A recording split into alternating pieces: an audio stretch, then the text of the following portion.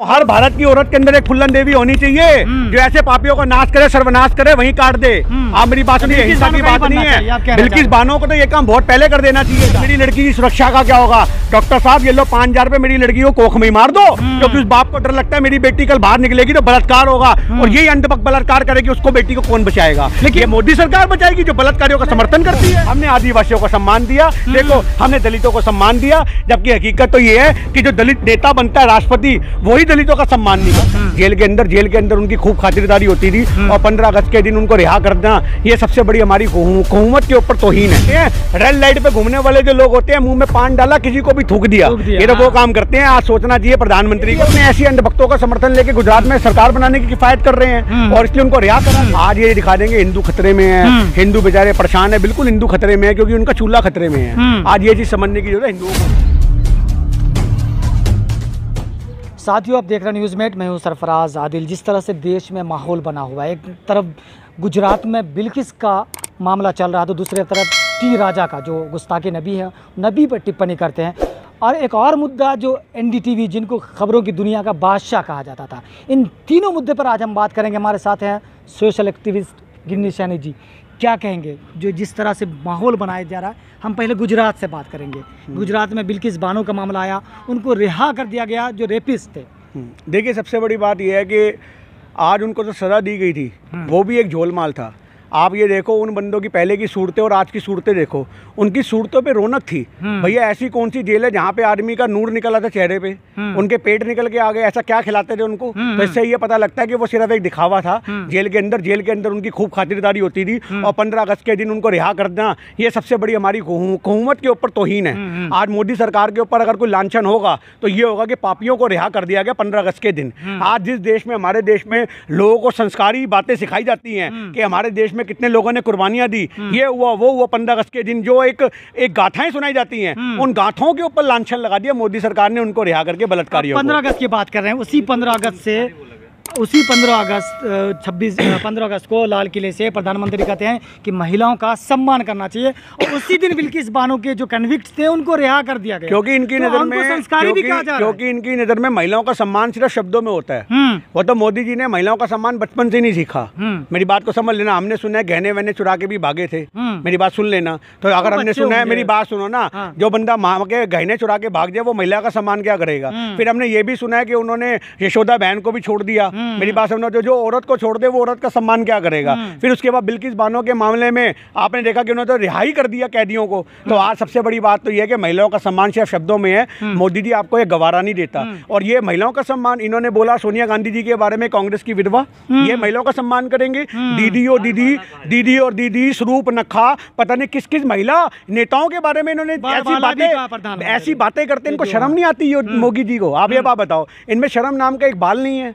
ये एक बेशर्मी का चोला ओढ़ के बैठे देश के प्रधानमंत्री, ये हमारे देश को क्या मैसेज दे रहे हैं? मतलब आज ये तो वो बात करते हैं, रेड लाइट पे घूमने वाले जो लोग होते हैं, मुंह में पान डाला, किसी को भी थूक दिया, ये तो वो काम करते हैं। आज सोचना चाहिए प्रधानमंत्री को, कैसी जबान बोलते हैं, ये क्या मैसेज देते हैं। तो ये चीज सबसे गलत है। जब 3 ट्रिपल तलाक का मामला आया तो प्रधानमंत्री कहते हैं कि मुस्लिम महिलाओं का जो हम देखते हैं उनको दर्द होता है, उनका सम्मान करते हैं, लेकिन दूसरी तरफ दूसरी जो मुस्लिम महिला बिल्किस बानो है, उनके कन्विक्ट को रिहा कर क्या दिखाने की कोशिश कर रहे हैं? क्या चाहते हैं? वो ये चाहते हैं कि 2000, अभी आपको पता है गुजरात में इलेक्शन तो ही है, तो बस उस इलेक्शन में उनके मुद्दे को बनाएंगे। आज से बहुत सारे इनके कोने कोने में बंदे छुपके बैठे हुए हैं गुजरात में, जो इनको सपोर्ट करते हैं इनडायरेक्टली, तो आज उनका समर्थन पाएंगे ये। आप मेरी बात समझ लेना, आम आदमी पार्टी ने खालिस्तान का समर्थन लेकर पंजाब में सरकार बनाई है, तो ये भी अपने ऐसी अंधभक्तों का समर्थन लेकर गुजरात में सरकार बनाने की किफायत कर रहे हैं, और इसलिए उनको रिहा करा गया। और इनको सबसे बड़ा डर ये भी है कि गुजरात इनके हाथ से छिन गया तो वो बेचारे वहीं मर जाएंगे, जेल के अंदर ही सड़ते रहेंगे।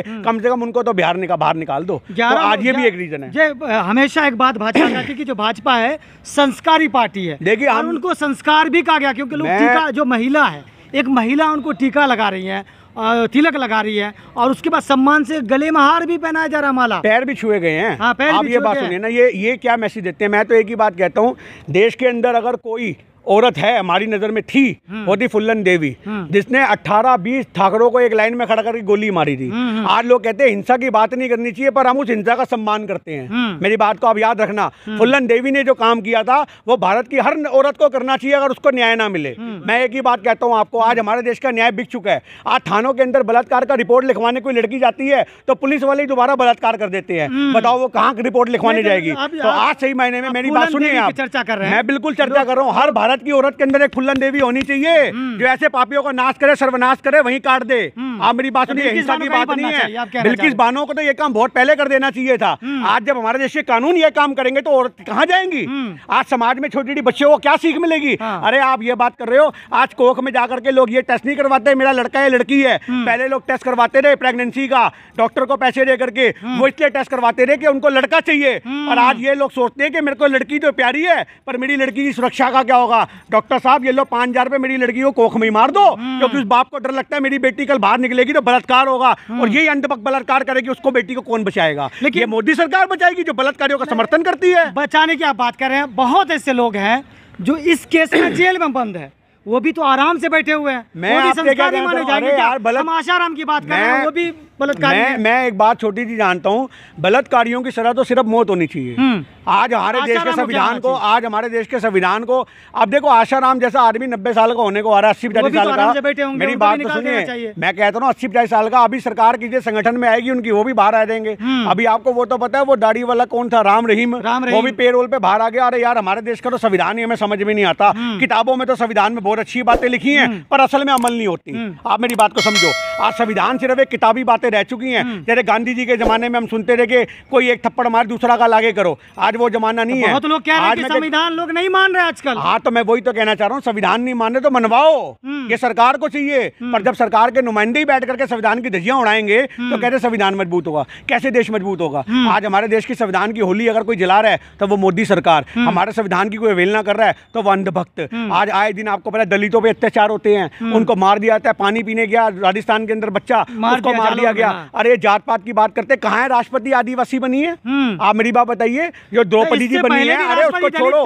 हाँ वो भी दलित है। इन दलितों से पूछो, राष्ट्रपतियों से जाके इनके इंटरव्यू लो, आप लोग पूछो कि तुम तो आदिवासी, तुमने आदिवासियों के लिए क्या कदम उठाया? आप वो दलित से पूछो पहले, रामनाथ कोविंद जी से, आपने दलितों के सम्मान के लिए क्या किया? सिर्फ मेरी बात सुनिए, कुछ नहीं करते। ये बीजेपी वालों की जिन्होंने आज तक दलाली करी है, उनको बड़े पद पे बिठा देते कि तुम्हारे द्वारा एक समाज में मैसेज आएगा, देखो हमने आदिवासियों को सम्मान दिया, देखो हमने दलितों को सम्मान दिया। जबकि हकीकत तो ये है कि जो दलित नेता बनता है राष्ट्रपति, वही दलितों का सम्मान नहीं करता। आप ये बात बताइए। नेता भी कर रहे हैं, मुस्लिम समुदाय का नेता मुस्लिम को ठग रहे हैं, दलित समुदाय का नेता दलित को ठग रहे हैं। तो ये तो भारत की जनता बेवकूफ है, फिर उनको समझने की जरूरत है। तो देते हैं। मैं आपको कहता हूँ, ये भारत की जनता को समझने की जरूरत है कि जो तुम्हारा शोषण कर रहा है तुम उसी को नेता बना के बैठे हो। भैया किस किताब में लिखा कि मैं सरदार हूं, मैं सरदारों का भला करूंगा? क्या मैं मुसलमानों का भला नहीं कर सकता? आज एक नेता के अंदर अगर किसी को कुछ ढूंढना चाहिए तो वो इंसानियत ढूंढनी चाहिए। जिस नेता में इंसानियत नहीं है वो किसी काम का नहीं है। अगर जो इंसानियत नहीं है, जिसमें इंसानियत है, वो हिंदू का भी उतना ही भला करेगा जितना मुसलमान का करेगा, जितना सिख का करेगा। पर आपको लगता है ये हमारा सिख है, ये हमारा भला करेगा, ये आपकी गलत सोच है। आप इस चीज को समझने की जरूरत है। सिख की बात कर रहे हैं, चाहे सीएनआरसी प्रोटेस्ट हो, लंगर लगा देते हैं, दुनिया में कहीं भी कुछ घटना हो सरदार जी पहुंच जाते हैं। तो क्या उनको इंसाफ दिलाने के लिए सरदार जी आगे आएंगे और उनको इंसाफ दिलाएंगे? देखिए हमारा जो एक ही मानना है, इंसानियत सबसे बड़ा धर्म है, हम उसी मजहब को आगे लेके चलते हैं। आप मेरी बात को याद रखिए, बिल्किस बानो का मुद्दा हो, CNRC का मुद्दा हो, किसान आंदोलन का मुद्दा हो, कोई सा भी मुद्दा हो हिंदुस्तान के अंदर, जहाँ अन्याय होगा वहाँ आपको सिख नजर आएगा। तो आज हमारे देश में जो लड़ाई है वो कभी जात पात की और धर्मों की हम लोग नहीं लड़ते, हमारी लड़ाई सिर्फ न्याय और अन्याय की होती है। इसके बाद देखिए मुसलमानों की जब बात आई है तो हम बात करेंगे टी राजा की। आपने सुना होगा गुस्ताखे रसूल पहले नुपुर शर्मा करती हैं, बीजेपी के नेता फिर आगे बढ़ने लगते हैं, तो ये सिलसिला चल पड़ा है।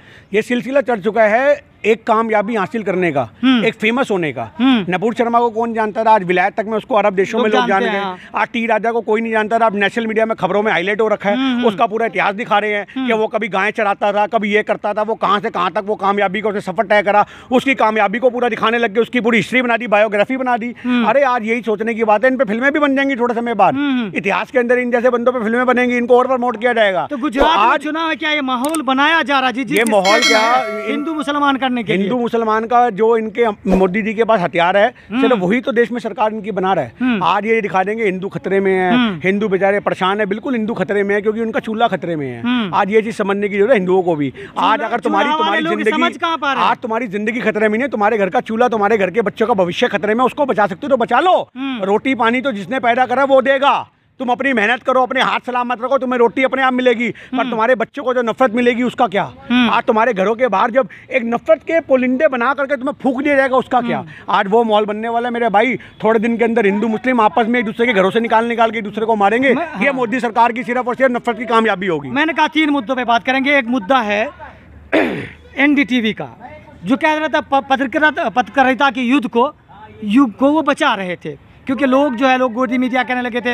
लोग सरकार जो सत्ता की दलाली बहुत मीडिया करने लगे। रवीश कुमार है, एनडीटीवी बिक गया, तो क्या अब ये भी उस तरह करने लगेंगे? थोड़ा टाइम लगेगा। जब तक रवीश कुमार वहां पर हैं तब तक ऐसा कुछ नहीं होगा। थोड़े टाइम बाद क्या होगा, रवीश कुमार पे प्रेशर डाला जाएगा कि आप लोग भी खबरें गलत चलाओ। मेरी बात समझ लेना, एकदम नहीं होगा, क्योंकि ये अभी बचाव करेंगे अपना। एनडीटीवी पे कुछ खबरें सही चलेंगी कुछ समय तक। क्यों चलेंगी सही? ताकि ये साबित कर सके कि भैया हम गोदी मीडिया नहीं है। पर थोड़े समय बाद रवीश कुमार के ऊपर लिंक के ऊपर प्रेशर डालेंगे कि आप गलत खबर चलाओ, आप ऐसा माहौल बनाओ, और उस समय रवीश कुमार इस्तीफा देंगे और उस समय आपको पता लग जाएगा कि एनडीटीवी गोदी मीडिया में तब्दील हो चुका है। तो कुल मिला के आप एनडीटीवी एक बचा था जो लोगों की जन की आवाज लोगों तक पहुंचाती थी, जनता तक पहुंचाती थी। तो क्या ये जो पत्रकारिता का युग है अब समाप्त होने वाला है? एक जो जान बचा था, एक चिराग की लो बची हुई, बस एक चिराग की जो लो बची थी, उस दिए को भी कुचल दिया गया है। थोड़े समय तक उसकी लो फड़फड़ाती हुई नजर आएगी हिंदुस्तान के लोगों को, उसके बाद वो भी दिया बुझ जाएगा। और सिर्फ हिंदुस्तान के इतिहास में अगर कोई नाम लिखा जाएगा तो वो इतिहास में सुनहरे अक्षरों में रवीश कुमार का नाम लिखा जाएगा। एक ऐसा इंसान जिसने एक तानाशाही सरकार से लोहा लिया, एक तानाशाही सरकार के खिलाफ लिखा, एक तानाशाही सरकार का बोला। ऐसे इंसान को हम सैल्यूट करते हैं और दिल से उनकी इज्जत करते हैं। तो क्या वो भी जैसे और भी एंकर हैं अगर इस्तीफा नहीं देते हैं तो क्या वो भी अब ऐसे करने लगेंगे? वो सच दिखाएंगे, वो सच दिखाएंगे। आपको ये वहम है। कुछ वीडियो वायरल हो रहा है, मेरी बात सुनिए, वायरल हो रहा है, कह रहा है कि रवीश कुमार कह रहे हैं कि हम रोड से पढ़ देंगे न्यूज़। हाँ तो बिल्कुल, वो तो कह रहे हैं, मैं बाथरूम से पढ़ दूंगा। आप रोड की बात कर रहे हो, वो तो कह रहे हैं हम बाथरूम से पढ़ देंगे। वो तो कह रहे हैं कि खबर पढ़ने के लिए जरूरी थोड़ा ना कि स्टूडियो होना चाहिए। भैया उनको तो खबर पढ़ने के लिए एक माहौल चाहिए। रवीश कुमार एक नाम है, एक ट्वीट करते हो 1.5 लाख से ज्यादा तो उस पर लाइक आते हैं मेरे भाई।